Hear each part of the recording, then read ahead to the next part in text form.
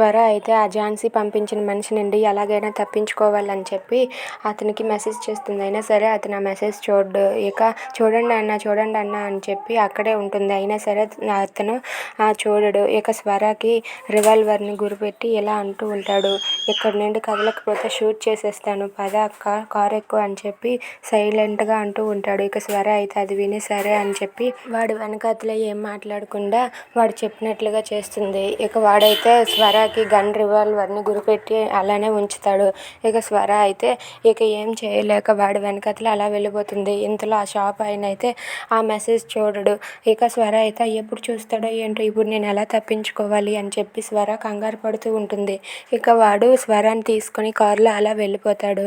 వెళ్ళిపోయాక ఆ షాప్కి ఆ పళ్ళ షాప్కి అయితే అక్కడికి అభి కూడా వచ్చి అన్న ఫ్రూట్స్ ఇవ్వా అని చెప్పి అడుగుతూ ఉంటాడు. ఇక ఇంతలోనే అతనైతే ఆ స్వర పంపించిన మెసేజ్ చూస్తాడు. మెసేజ్ చూసి అభికి చూపించి, సార్ ఇప్పుడు ఒక మేడం వచ్చారు సార్, ఆ మేడం ఫ్రూట్స్ కొన్నారు. నాకు అప్పటికే అనిపించింది మేడం ఎందుకు కంగారు పడుతున్నారా అని చెప్పి అనుకున్నాను.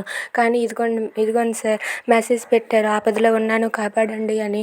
ఇప్పుడే బ్లాక్ కలర్ కార్లో తీసుకువెళ్ళాడు సార్ వాడు ఎవడో కానీ అని చెప్పి అభికి ఆ మెసేజ్ని చూపిస్తూ ఉంటాడు. అది చూసి అభి అయితే ఆ కార్ని ఫాలో అవుతాడు. If you like this video please subscribe.